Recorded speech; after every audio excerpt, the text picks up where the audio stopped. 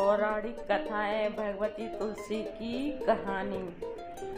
ये पौराणिक कथाएँ भगवती तुलसी से जुड़ी एक कथा बहुत प्रचलित है। श्रीमद् देवी भागवत पुराण में इनके अवतरण की दिव्य लीला कथा भी बनाई गई है। एक बार शिव ने अपनी तेज को समुद्र में फेंक दिया था।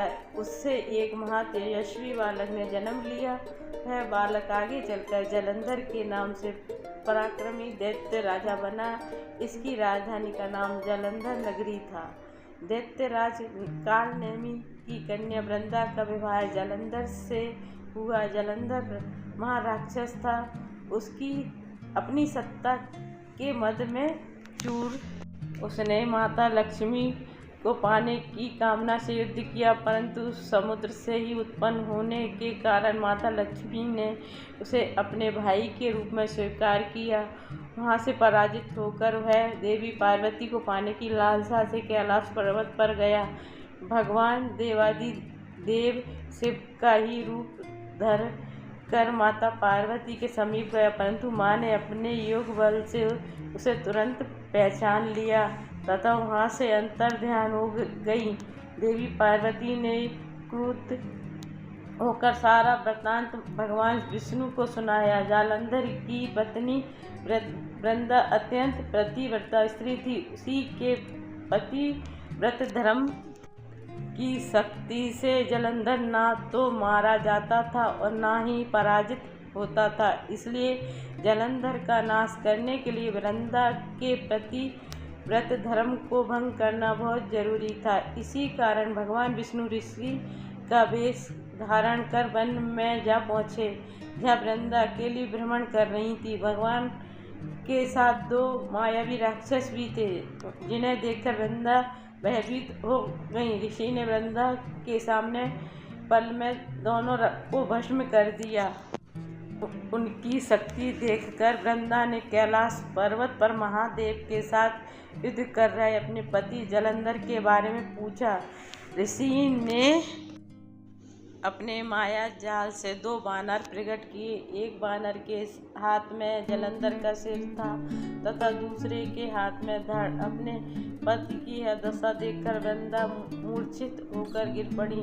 होश में आने पर उन्होंने ऋषि रूपी भगवान से विनती की वह उसके पति को जीवित करे। भगवान ने अपनी माया से पुनः जलंधर का सिर धड़ से जोड़ दिया, परंतु स्वयं भी वह उसी शरीर में प्रवेश कर गए। वृंदा को इस छल का जरा आभास न हुआ। जलंधर बने भगवान के साथ वृंदा पतिव्रता का व्यवहार करने लगी, जिससे उसका सतीत्व भंग हो गया।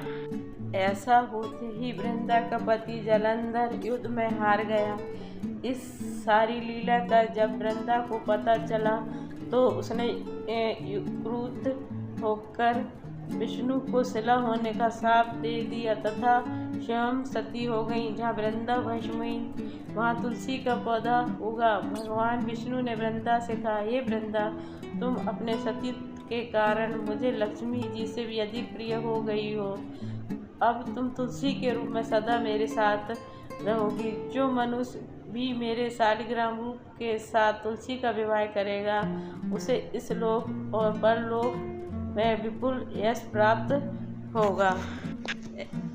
जिस घर में तुलसी होती है वहाँ यम के दूत भी असमय नहीं जा सकते। गंगा व नर्मदा के जल में स्नान तथा तुलसी का पूजन बराबर माना जाता है। चाहे मनुष्य कितना भी पापी क्यों न हो, मृत्यु के समय जिसके प्राण मंजरी सहित तुलसी और गंगा जल मुख में रखकर निकल जाते हैं, वह पापों से मुक्त होकर वैकुंठ धाम को प्राप्त होते हैं। जो मनुष्य तुलसी व आंवला की छाया में अपने पितरों का श्राद्ध करता है, उसके पितर मोक्ष को प्राप्त हो जाते हैं। उसी दैत्य जलंधर की यह भूमि जलंधर नाम से विख्यात है। सती वृंदा का मंदिर मोहल्ला कोट किशन चंद में स्थित है। कहते हैं इस स्थान पर एक प्राचीन गुफा थी जो